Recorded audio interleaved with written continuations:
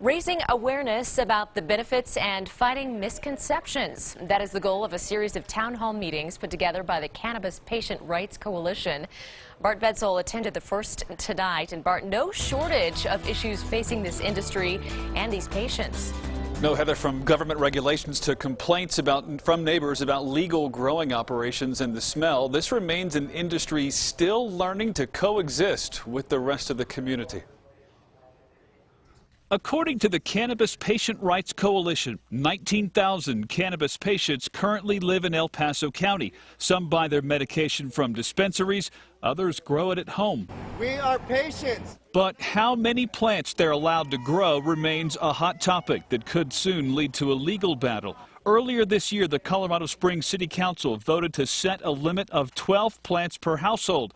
But many patients, or parents of patients, say that goes against their doctor's recommendation. We have patients that were in remission, their cancer was controlled, or they were seizing.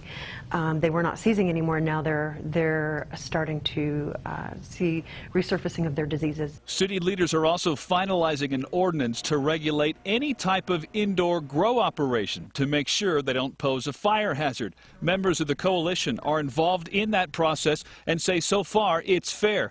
But the biggest challenge for this industry might not involve regulation at all. Cannabis has a public relations problem. It does. Instead, separating itself from the recreational marijuana industry and convincing society that patients are not in it to get high, but healthy, using a remedy that for many does what nothing else has done so far.